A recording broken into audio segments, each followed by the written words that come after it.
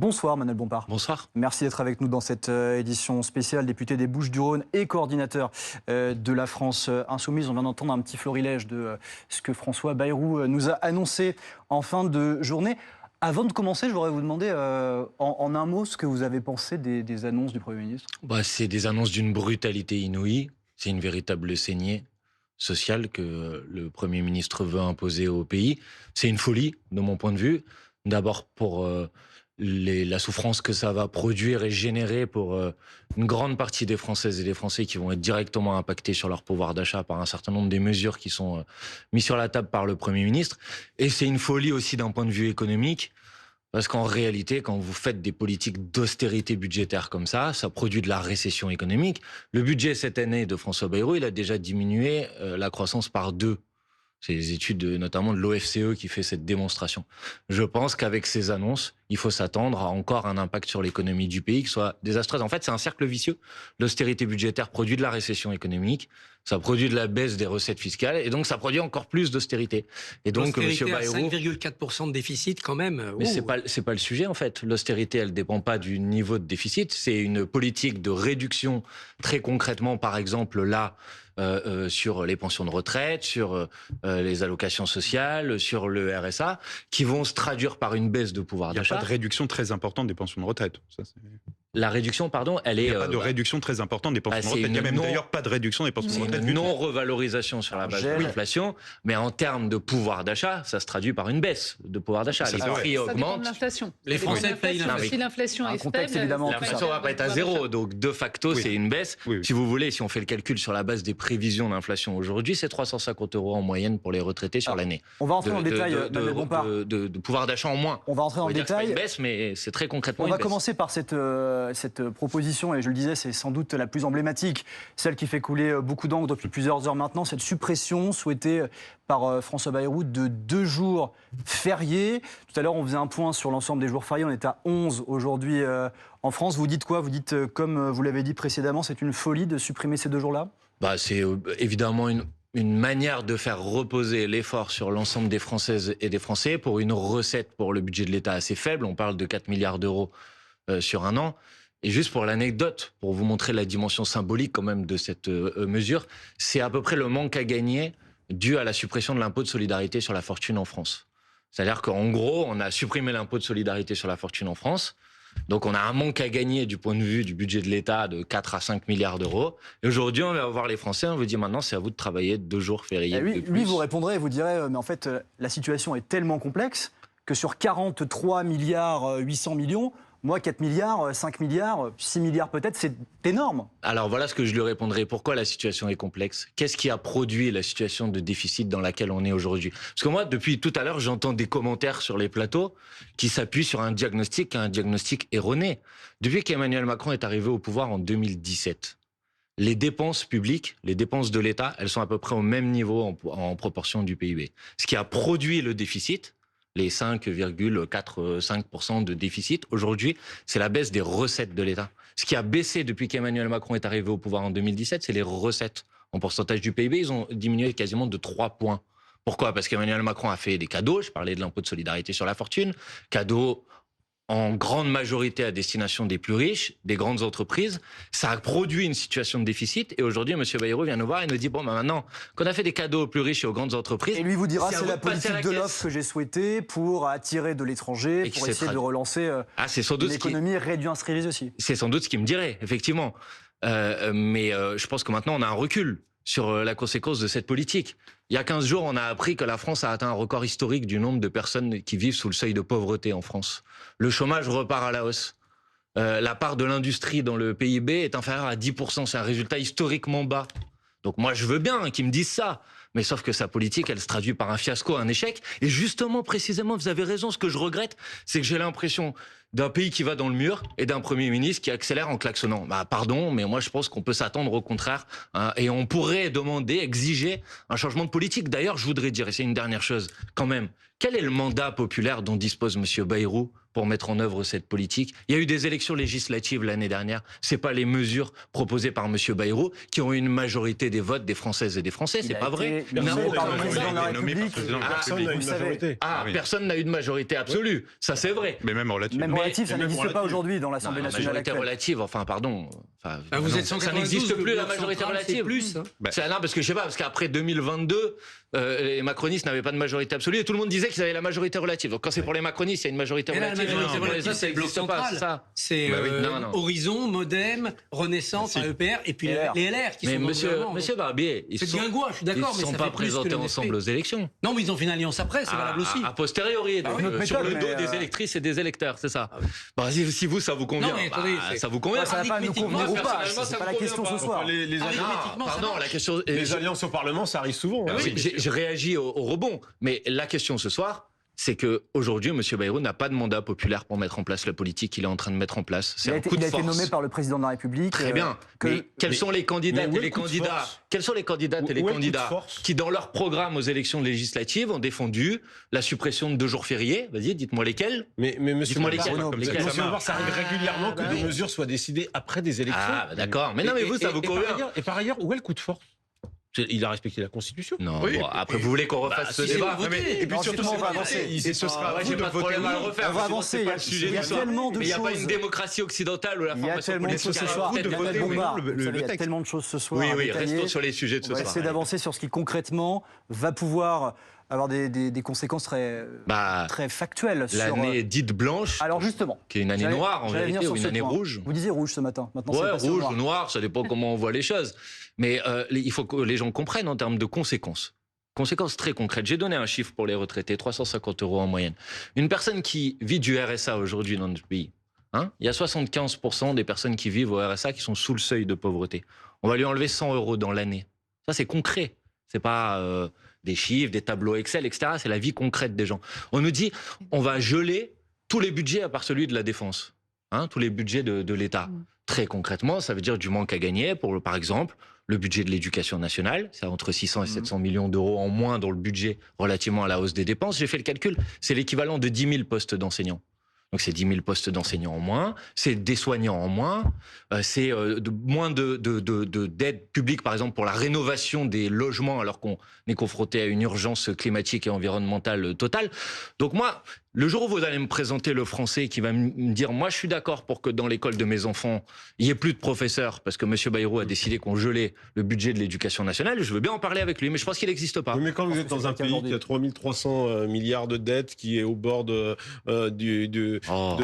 d'être mis sous tutelle quasiment du FMI, des agences de notation, il faut bien un moment...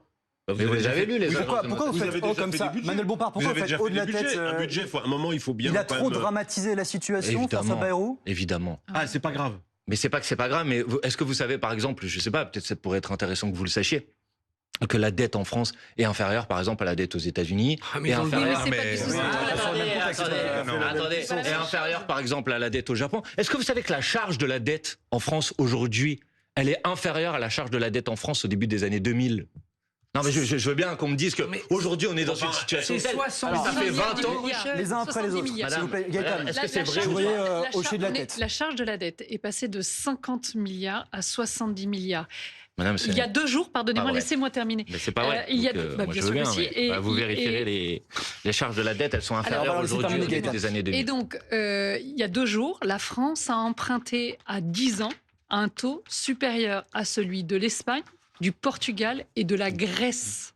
C'est-à-dire qu'aujourd'hui, les marchés financiers ont davantage confiance en l'Espagne, au Portugal et en la Grèce plutôt qu'en la France. Et pardon, mais juste pour toujours être très pédagogue, ça repose sur quoi quand vous dites il y a plus de confiance dans ces pays-là par rapport à la France? Nous prête moins cher et moins cher aux autres. On emprunte à combien, madame? Chaque mois, la France est obligée d'emprunter sur les marchés financiers pour refinancer sa dette et pour payer un certain nombre de prestations. Ça c'est le déroulé normal. Le fait est que notre dette s'est accrue, la charge de la dette s'est accrue et que nos taux d'emprunt déjà à 5 ans, c'est accru. Et celui à 10 ans, qui est encore plus révélateur, totalement faux. c'est accru également. Donc oui, il y a péril en la demeure. Il faut prendre des mesures pour inverser cette tendance et redonner la confiance. Non mais voilà ce qu'on va faire, c'est simple. Parce qu'on n'a pas les mêmes chiffres. Voilà ce qu'on va faire à l'issue de l'émission. Je publierai l'évolution sur les 20 dernières années de la charge de la dette en France. Et si vous voulez bien, vous la passerez à l'antenne et on verra qui avait raison et qui avait tort. Alors, je le disais, Manuel Bompard. 70 milliards, premier budget, c'est n'est jamais arrivé. On va avancer. La charge de la dette, monsieur Barnier. C'est ça la charge des intérêts. Je vous le disais tout à l'heure, l'émission est interactive. Il y a beaucoup de monde qui nous regarde. Alors faites le travail de comparaison. Qui nous arrive et cette question qui nous est aussi adressée, nous directement. Lorsque vous recevez des membres de la France Insoumise ou du Rassemblement National et qu'ils ne sont pas d'accord avec Bayrou, demandez alors ce qu'ils proposent. Je vais prendre la question de Pierre. Qu'est-ce que vous proposez ? Avec plaisir. On parle de 40 milliards d'euros. C'est l'objectif qu'a fixé François Bayrou. Oui. Je vous propose 2 mesures qui ont une recette estimée à 40 milliards d'euros. La première, c'est mettre en place ce qu'on appelle la taxe Zuckman, c'est-à-dire un impôt minimum de 2% sur le patrimoine des milliardaires. Qui dépasse 100 millions d'euros, ça représente 1800 contribuables. Exactement. Donc ça rapporte 20 Plus de 100 millions d'euros. Ça rapporte à peu près 20 milliards, c'est la moitié de l'effort nécessaire. La deuxième mesure, et je veux préciser que ces 2 mesures-là, vous voyez, il y avait une majorité de députés qui l'ont voté l'année dernière, au moment où on a débattu du budget sous M. Barnier. Ces mesures-là, ces propositions-là, la première, la taxe Zuckman, la deuxième, ce qu'on appelle l'impôt universel sur les entreprises, c'est-à-dire une mesure qui consiste à dire qu'une entreprise qui fait du chiffre d'affaires en France, mais qui déclare ses bénéfices dans un autre pays, pour ne pas payer le taux d'impôt qu'il devrait payer en France, soit contraint de le faire en France, c'est-à-dire qu'on l'impose sur la base du chiffre d'affaires réalisé en France et pas du bénéfice déclaré en France. Ça, la recette estimée, elle est autour de 25 milliards d'euros. Si ça marche, c'est-à-dire s'ils partent pas produire ailleurs. Donc il faut que ça soit européen pour que ça soit efficace. Il faut que ça soit mondial. Européen. Pas du tout, monsieur. Pas du tout, pardon, parce que là, on parle d'entreprises qui réalisent leur chiffre d'affaires en France. Soit considérer qu'elles vont s'asseoir sur le marché français, ce que je ne crois pas du tout. Quant à la question de la taxe Zuckman, personne ne dit jamais que tous les études qui ont été faites, notamment au moment de l'ISF, sur est-ce que si vous supprimez l'ISF, ça organise le retour fiscal, ou au contraire, est-ce que si vous mettez un ISF, il y a des gens qui vont partir, ont montré que cet impact était marginal. C'était quelques unités. Ça ne Pourquoi ça n'a pas marché en une 2012 grande partie alors des Françaises et des Français. Mais l'ISF, ça a très bien marché. C'est une décision purement dogmatique d'Emmanuel Macron de le supprimer. En tout cas, la personne, par votre intermédiaire, m'a posé une question. Après, on peut contester, on peut ne pas être d'accord avec moi. C'est la politique à démocratie. Voilà. Mais vous cherchez. En gros, il y a plusieurs chemins. Il y a ce que je propose, ce que nous proposons, avec ces 2 mesures, où il y a ce que propose M. Bayrou, attaquer aux retraites, attaquer aux jours fériés. Mais pas que. Quand François Bayrou... pardon, mais les impôts, là, en l'occurrence, c'est M. Bayrou qui les augmente, c'est pas moi. Quand François Bayrou dit qu'il souhaite demander, je cite, un effort particulier à ceux qui ont la capacité de contribuer davantage, en ciblant les ménages les plus modestes, les plus aisés, pardon, ou encore les grandes entreprises, ça va dans votre sens, ça. Mais il le fait pas. Enfin, il dit qu'il va saisir la commission des finances. Je vous concède que c'est assez flou, qu'on n'a pas encore les contours de tout ça. Sur ce sujet, c'est très flou, et sur le reste, c'est très précis. C'est une taxe qui existe déjà. C'est la reconduction d'une taxe qui existait cette année. Donc, c'est 250 000 euros pour une personne seule, 500 000 euros pour un couple, et c'est une taxe qui a rapporté en 2025 1 milliard d'euros, et donc elle serait reconduite, donc elle rapporterait. Madame l'a dit, là je ne conteste pas ses chiffres, elle a tout à fait raison. C'est une taxe sur laquelle l'assiette sur laquelle elle est installée est très faible, donc ça a produit 1 milliard de recettes. Mais M. Jeudi me disait, c'est moi qui veux augmenter les impôts. Je crois que M. Jeudi n'a pas bien écouté. Si, j'ai bien écouté. Mais vous, vous les augmentez fortement. Non, pas du tout. Vous proposez 2 mesures qui sont des mesures. Oui, mais en fait, c'est le problème du débat public sur ce sujet. En fait, c'est que, pardonnez-moi, mais moi, la mesure dont j'ai parlé, elle repose sur 1800 personnes. Vous en êtes d'accord ? 1800 contribuables, c'est le chiffre que vous avez donné. Le fameux patrimoine qui dépasse 100 millions d'euros. Je crois des contribuables. Les propositions faites par M. Bayrou, elles reposent sur tout le monde. Si vous refusez, par exemple, de revaloriser le barème de l'impôt sur le revenu, ça veut dire à peu près 600 000 personnes supplémentaires qui vont rentrer dans l'impôt sur le revenu, et plus de 15 millions de foyers qui vont voir leur impôt sur le revenu augmenter. Ça, c'est ce que propose M. Bayrou. C'est pas ce que je comme dit Bruno, oui, allez-y, Bruno. Vous voulez taxer des gens des gens riches, des gens aisés, très aisés, qui partiront. Mais non, mais les entreprises, elles quelle assurance vous avez que ces personnes-là vont rester? Je vais vous répondre. Vous allez voir, je vais vous surprendre. Donc vous les aurez pas, vos 20 milliards. Attendez, vous les aurez pas. Monsieur Jeudi, le problème c'est que vous n'avez pas travaillé avant l'interview, ça c'est fatigant. Vous faites à chaque fois le coup du mépris. Allez-y. On a eu le à chaque fois vous faites le coup. Non, mais c'est désagréable. Mais je vais vous dire pourquoi. Mais je suis pas du tout désagréable. Vous êtes désagréable. Mais je vais vous dire pourquoi. Parce que dans la taxe Zuckman telle qu'elle a été proposée à l'Assemblée nationale, il y a un dispositif anti-exil fiscal qui fait que si des gens partent pendant 5 ans, ils continuent à s'acquitter de l'impôt en France. Donc en fait, ils ne peuvent pas partir parce que s'ils partent, les impôts vont continuer à les poursuivre. Comme par exemple, vous faites la moue. Les États-Unis. Mais les États-Unis le font. Et nous, on pourrait pas le faire. Les États-Unis peuvent le faire et nous, on pourrait pas le faire. Donc, pardon, monsieur, je dis, c'est pas pour être déplaisant avec vous. Mais manifestement, ce détail-là, vous avez échappé. Sauf qu'aux États-Unis, vous n'avez pas le même niveau, niveau de dépenses sociales, le même niveau. Il y a une dette plus importante qu'en France, mais ça n'a pas l'air de vous déranger. Jean-Marc Sylvestre, je vous vois très attentif depuis tout à l'heure. Écoutez les échanges.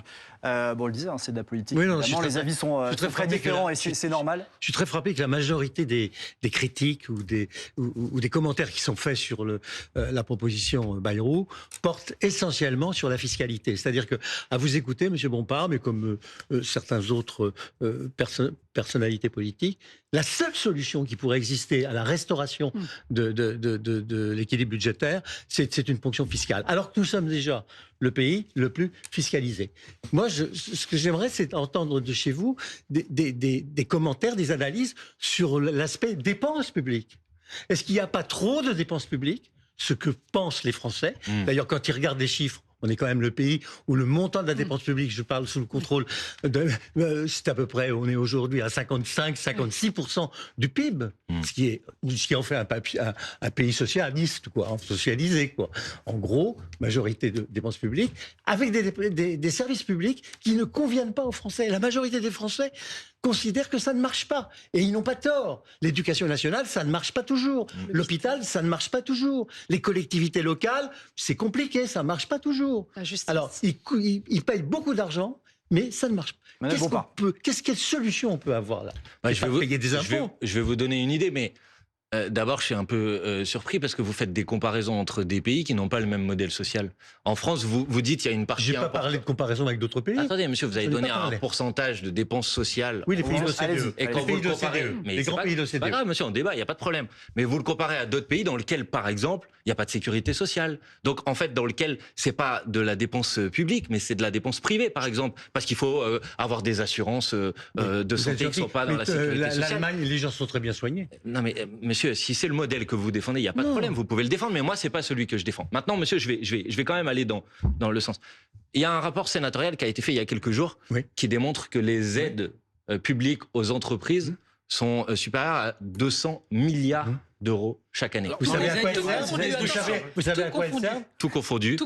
Des baisses de charges. Baisses de charges sur les salaires, les bas salaires. Des baisses de charges pour l'embauche. Alors moi, je n'appelle pas ça des charges en langage français, j'appelle ça des cotisations. Des salaires différés. Et après, il ne faut pas s'étonner. C'est du salaire. C'est quand même pour l'emploi. Après, il ne faut pas s'étonner qu'il y ait un déficit de la sécurité sociale si vous financez des baisses de cotisations. Mais monsieur, vous me demandez des pistes d'économies possibles. Je vous dis là, il y a des économies possibles. J'entendais monsieur Bayrou tout à l'heure, pour faire peur à tout le monde, disait chaque seconde. La dette. 5 000. Chaque minute. Est-ce que vous savez. Par exemple, 6 500 € par seconde. 10 000, Éric Coquerel, 15 000, il avait 20 000, etc.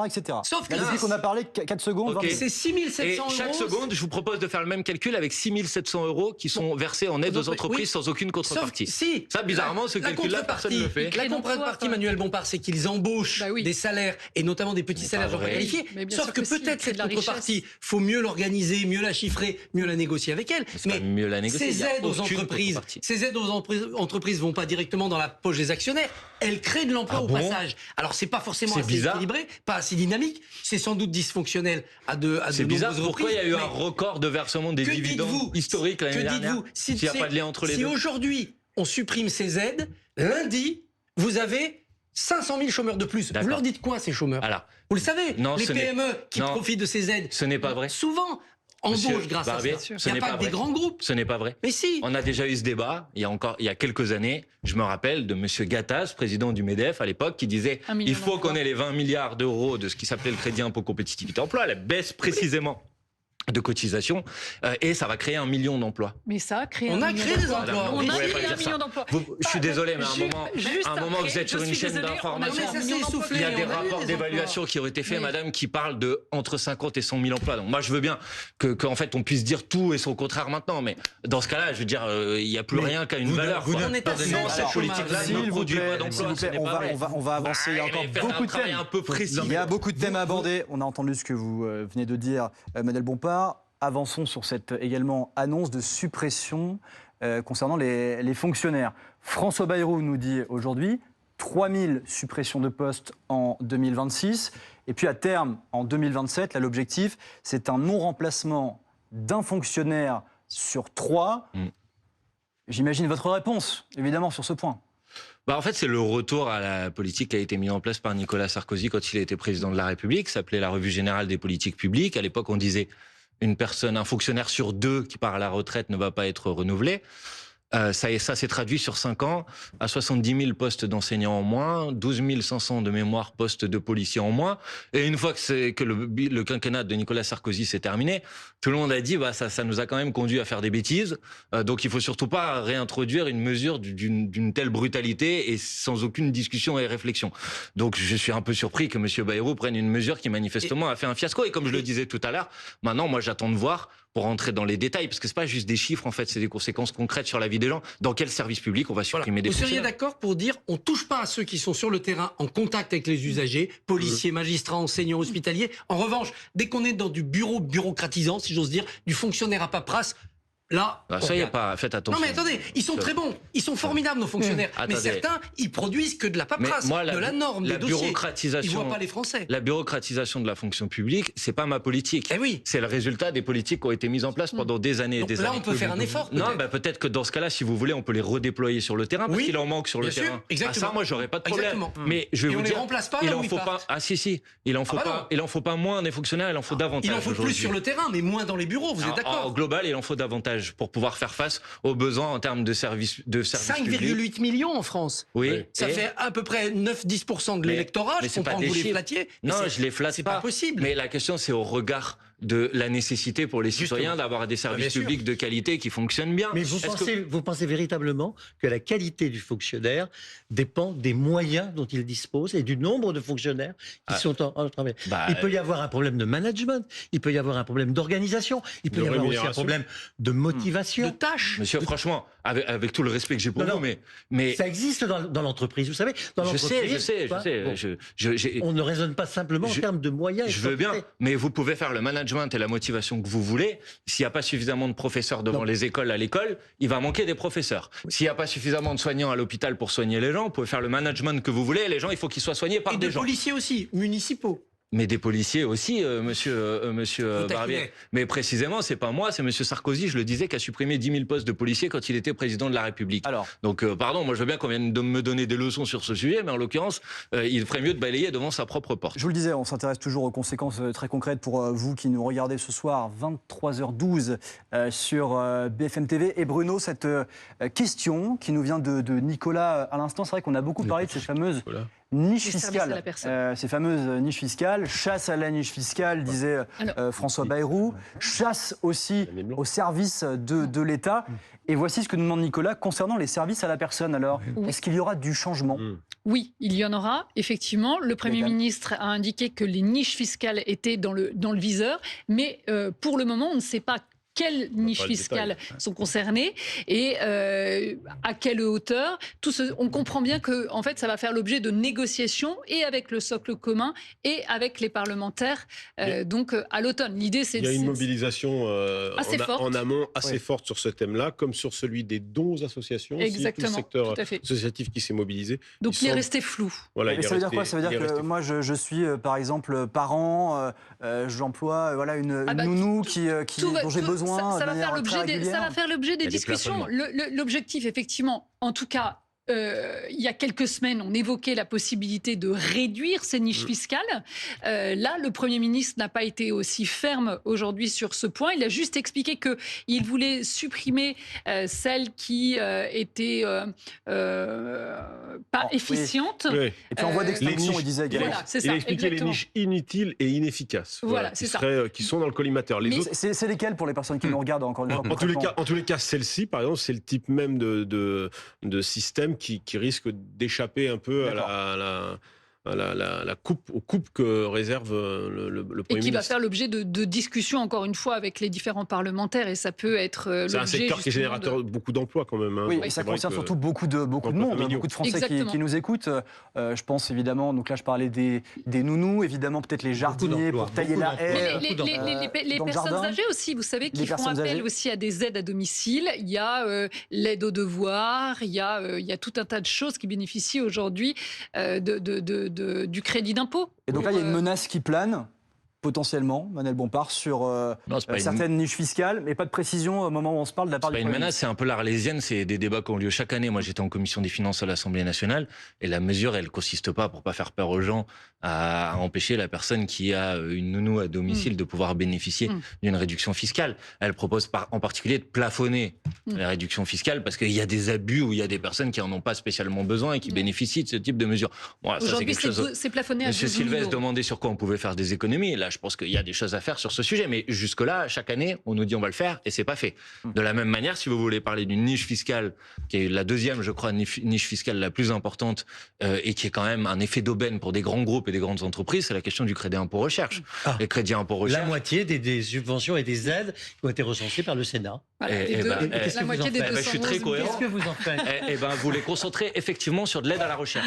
Oui. Et vous en faites pas des effets d'opportunité pour des grands groupes qui ne font pas de recherche. Vous avez des exemples? Bah oui, Sanofi par exemple. Ah bah qui si, a- Sanofi fait de la recherche. Attendez, voyons, madame, mais arrêtez. s'il vous plaît. Enfin, moi, je veux bien Non, mais que vous vous pouvez pas défendiez, dire si ça, vous voulez, pardon. défendez Ils ont toutes quand les même grandes raté le entreprises. vaccin. Pardon. Madame, Sanofi a bénéficié de millions d'euros et de milliards d'euros de crédit impôt recherche et a diminué le nombre de chercheurs en Mais- France par mais- 2. mais- Donc moi, je veux bien que vous Pardon, trouviez que ce soit une très bonne politique que l'État C'est pas ce vienne que je aider dis. des grandes Ce n'est entreprises pas qui ce que prétendent je- faire de la je- recherche je et n'ai qui jamais suppriment le dit nombre ça, de chercheurs. pardonnez-moi. Mais si Ne- vous voulez ne- être porte-parole ne- de Sanofi, ne mettez soyez pas des porte-parole mots de dans ma bouche Sanofi. que je n'ai Mais pas en tenus, l'occurrence, pardonnez-moi, non, mais vous excusez-moi, pouvez mais la pas manière dire avec que laquelle le- vous répondez Mais sur ce arrêtez, sujet, vous rigolez. en soi-disant le Manuel sujet Bompard. n'existe pas, Mais etc. pardon. Alors S'il qu'excusez-moi, vous c'est plaît. largement documenté, y compris en commission des Pardonnez-moi, finances, mais et pas je suis que par la France désolée. Insoumise, Chacun qu'il y a des abus sur le crédit impôt Chacun recherche. s'écoute, s'il vous plaît. Bah ouais, mais en l'occurrence, là, c'est à moi qu'on coupe la parole, monsieur. Bah, pardonnez-moi, j'étais en train d'expliquer que Sanofi, effectivement, Donne la parole. investit chaque année dans la recherche. Très bien. Et ben Voilà. là aussi, si vous voulez, ce que Mais je vous bien propose, sûr, c'est inviter mais sur sans votre problème, plateau sans doute. les Mais sans syndicalistes de problème. Sanofi qui vous diront à quel point Sanofi a développé la recherche en France, Eh ben, alors écoutez. qu'elle a supprimé des centres de recherche depuis des années et des années.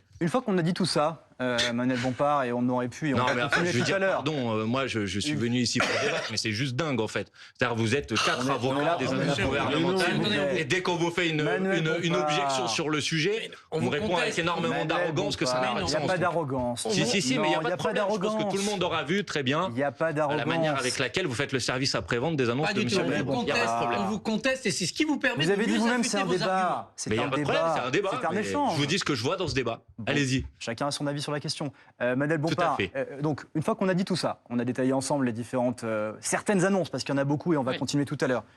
Bon, censure, pas censure, il se passe quoi à l'automne? Censure évidemment et le plus vite possible. On a entendu tout à l'heure Olivier Faure nous dire non, pas censure le plus vite possible. On fait des propositions, on fait On nos examine, propositions ouais. socialistes à la rentrée. On laisse la porte ouverte parce que ce gouvernement peut revenir en arrière. On n'est pas contre un pacte de non-censure, à condition évidemment qu'il renonce à beaucoup de ce qui a été annoncé ce soir. C'est pas la même ligne radicale. Non, Et je bah, rappelle juste, Christophe, pour les personnes qui nous regardent encore une fois, que l'équation de la censure, ce qui a coûté son poste à Michel Barnier, c'est cette... Le Front populaire Nouveau Front et le populaire, au complet, incluant le Parti socialiste, Oui. plus le Rassemblement national. Écoutez, le Parti socialiste et le Rassemblement national ont fait le choix au début de l'année de laisser M. Bayrou en place. Et aujourd'hui, je les entends sur les plateaux de télévision verser des chaudes larmes en disant que ce qui est proposé, c'est un carnage, une purge, etc. D'abord, ils ont une responsabilité, parce que s'il y a 15 jours, tout le monde avait voté la censure, M. Bayrou ne serait même pas là pour faire ses annonces. Est-ce que la situation serait meilleure? Est-ce que la situation serait meilleure? Au moins, il n'y aurait pas M. Bayrou qui propose le plus gros massacre social pour le pays de ces dernières années. Il y aurait peut-être un autre gouvernement, et il y aurait peut-être, pourquoi pas, si M. Macron s'était décidé à reconnaître le résultat des élections, un gouvernement dirigé par la formation politique qui a remporté les dernières élections, mais on a dit qu'on revenait pas sur ce sujet. Maintenant, vous me posez une question sur la censure. Moi, je veux bien qu'on fasse semblant, si vous voulez, qu'on peut faire une négociation avec M. Bayrou. Les lignes rouges de chacun, M. Bayrou, il les connaît. Quand il fait ces propositions-là aujourd'hui, il le fait en connaissance de cause. Il sait à quel point ces mesures-là ne sont pas susceptibles d'avoir une majorité de députés. Il dit je connais les risques à la fin de son discours.